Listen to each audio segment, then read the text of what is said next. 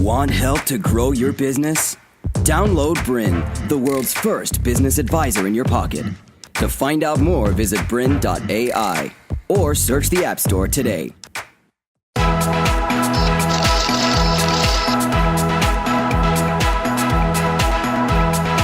Welcome to episode 6 of The Media Game. I'm your host, Daines.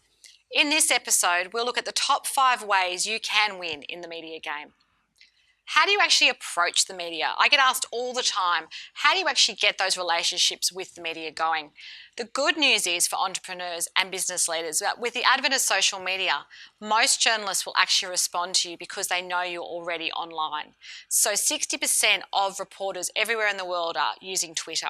So if you connect with them on Twitter, you connect with them online, you build a relationship, you comment on their articles, you offer opinions, you stay engaged, you're more likely to, by the time you pitch to the media, have a bit of a warm relationship going with them already. Particularly if they're in your sphere and they actually know a little bit what work you do, you'll have a much better chance of creating a media long-term relationship with them. The digital media is challenging because we are getting so many different messages coming through. So often I say to clients, go back to basics. Many small businesses think that every story, every idea that they've ever had is of interest. And it is for you. It's exciting for your organisation, and we certainly champion that. But as a time-poor journalist, what I am most interested in is what my readers and viewers and listeners are most interested in. So if you can actually follow me and if you can actually follow me as a journalist, but more than that, engage with my readers and my listeners because you understand what they're interested in, I'm more likely to respond when you do send me a media release or pitch me an idea. When do you have the best chance to get media coverage? I think anytime. However, a bit of planning and preparation will ensure that you're consistent and persistent and when you actually get that coverage. So I often say to people, there are slow news cycles. So I know as we head towards an end of year period, for example, you'll get more and more journalists who basically are filing features and stories for January when they might be on holidays. Or it might be that it's coming up to a really, really busy time for them. So they certainly might not be covering your sector.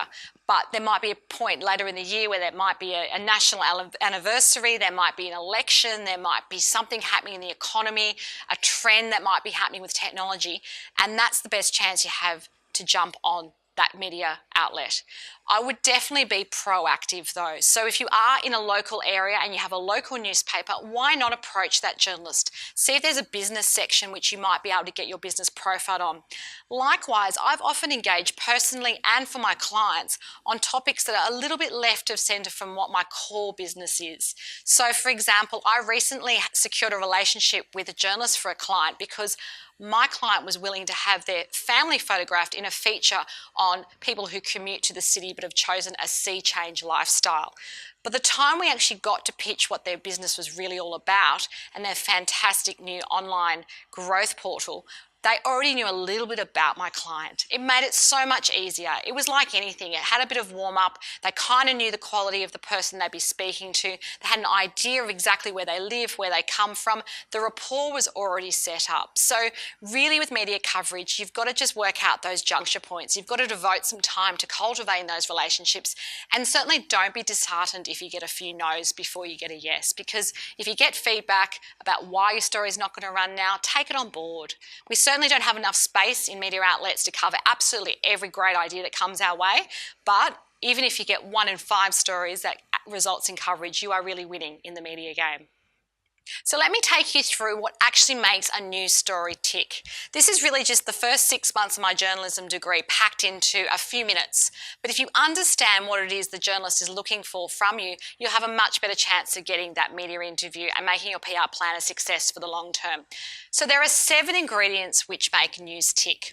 We're going to focus on the top 3 and then I'll quickly cover off the last 4. So what actually makes news?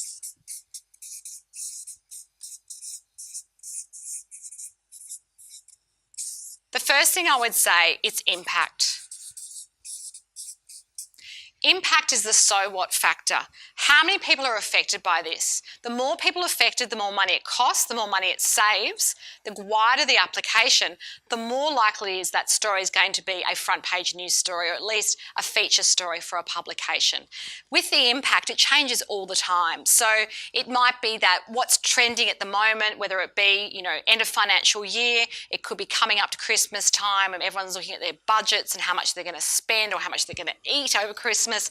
Whatever the trends are, that can also be part of the impact in your story. So knowing the so what, if you are talking to financial press, be prepared to share the figures. So a lot of people say, I don't want to disclose my turnover. You don't have to share everything, but you need to give me something. You need to show me your growth. You need to talk about maybe percentage growth over the past 5 years, look at where your plans are for the future. You need to put a dollar figure on it. Otherwise, I don't actually know if what you're saying is 100% true. You've always got to back it up with some sort of proof point. So the impact, just to recap, is very much the so what factor. Who cares about this and how big a deal is it? The second thing I care about is what we call timeliness. I love new news, okay? So what's happened today, yesterday, this morning is not of interest to me as a journalist. I want to know what's happening now and what's next. We call it the crystal ball effect. We want you to unpack for me where your business is likely to grow, where your industry is headed, what are the plans. These may change over time, but as a journo, I'm trying to break stories that perhaps my competition haven't yet broken. So giving me a lot of background information in a media interview or in a pitch is not going to be helpful. Most journalists will jump online and have a quick look about who you are and what you've done before they do the media interview, but you certainly don't have to load that information into your media release or your pitch documents. The third thing to think about is what we call currency, and this is nothing to do with money, believe it or not. This is about topical issues which come up from time to time, such as education, the environment, the economy, technology, lifestyle, well-being. Any of those sort of big trending topics where you have a lot of impact and perhaps some new news will definitely put you in good stead to get media coverage. If you have all three of these things, you're more likely to have a front page newspaper story or a headline bulletin in the TV and radio news. I will draw a line there because they're the top three things which really matter. Some other things which you might want to think about are, for example, human interest. Stories that bring your idea to life. Do you have an example of a client who, as a result of perhaps adopting one of your technologies, has had a massive growth in their business? Or have you saved them time? Have you saved them money? Have you allowed them to have more weekends? Anything that brings that story to life, I'll be interested in. So for you, that might be the starting point of where you kind of get some interest because you've got a novel story, something that no one else has done before, but you've got to be willing to share that. Often in a story, a journalist won't just speak to you, there'll be several people, so several elements of human interest. It might be yourself, it might be maybe a colleague of yours, it might be a competitor, it might be a government minister, it might be an industry expert, there might be a range of voices, but they're all about bringing that story to life. Even in business press, anything that's too dry, lacks some kind of interest for me as a reader or a listener or viewer, it's the what's in it for me factor that matters. If it lacks that human element, I kind of can't do much with it except do a little news article, which doesn't really create much traction for you. Not much shareability in just a short few hundred words that you might see in a newspaper. The next thing to think about is what we call proximity. And this is the geography. So if I am speaking to a global news organisation, I've got to think globally. I might have to compare what's happening in my own country with what's happening to an overseas organisation. I might have to give a context which is relevant to that audience. However, if I'm talking to my local newspaper or radio station, it's perfectly fine to localise the content. Also be mindful in the proximity that sometimes when you start off small, it's easy to think just in your own backyard. So when you're starting out your business, you might think everybody knows that particular suburb you're in or perhaps a particular brand that you've worked with in the past. If it doesn't have a global relevance or a national relevance, the news outlet might not actually be able to mention it. So they've always got to think about their audience, and if you can tap into that geography and play with it and use it to your advantage in your examples on the way in which you frame your story, you'll have a much better chance of getting media coverage. The sixth thing to think about is what I call the celebrity factor, and this is your prominence. This is where if you do have household names like Google or Apple or famous people or clients that are happy for you to share the information, they're happy with the product and service that you're offering, you can actually share that. That will make my ears prick up as a journalist. I always want to make sure that people are understanding that the global ramifications, how applicable is this to me? And if I know somebody who's well known or well established is using the brand, I'm more likely to create trust and credibility. This also works so well with social media as well. If you have a picture, for example, that you post on Instagram while you're visiting maybe a major client, that just gives you that kudos, that credibility. And as a journo, if I'm following you, I certainly get a picture of, wow, they're playing in the big league, they're doing really well in their business. So don't be afraid to highlight and celebrate those household name organisations that might be in your career or part of your business or your clientele base. The seventh thing I want you to tap onto is novelty. So this is unusual or unexpected. So my classic example is if a man bit a dog, that would be a little unusual. If a dog bit a man, who cares? As a journalist, as a producer, as a blogger, I'm always coming up with ideas that might be a little bit unusual. So the world's oldest billionaire, the world's youngest marathon runner, something unusual that I can play with. My audience is more likely to read. So this is something you won't always have, but novelty is the power of news. It's that little bit of something different that we're not expecting, particularly when we are bombarded with maybe 15,000 messages every week from different marketing and news organisations. To have that cut through, these are the 7 ingredients. If you take a moment, you do a bit of a litmus test of, well, where do I sit in this? What can I play with? When you pitch to the journo, and when you finally get that first media interview, you'll have a clearer understanding of what they want from you and more likely to become great media talent for the long term. It's always great to know when you can do a media interview, and most of us want to do them as much as we can to build our brand, to build our profile, and to create rapport with our clients and our staff. However, there are times when you have to decline a media interview. It's difficult to know when that should be. So really, I have a really simple checklist of when an interview is probably not the best idea for you. Sometimes it's about a practical reality. If you're about to jump on a plane and you're rushed for time, probably doing a media interview in a taxi or maybe at a noisy airport or in transition is not going to be the best way to present your ideas. I would definitely suggest in that circumstance you might find a second in charge person who could perhaps do the interview, or see if the journalist has a deadline which perhaps can accommodate your travel plans.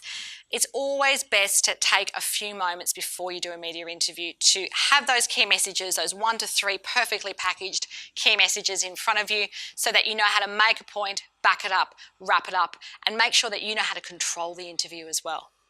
The second reason you would decline a media interview is if it's about slamming your competition, about speculating in a crisis, if it's about something which is going to undermine your credibility or perhaps tag you to something which is negative. So it can be tempting to say yes to every media interview, but it's really about working about, what do I need to get out of this? Why am I doing it? Raising awareness about your brand is unlikely when if the interview is then focused on everything another company has done wrong. People might also then associate you with the company, even if in fact you're from the competitor. So just be mindful. There are times when your media interview always has to be kept in perspective.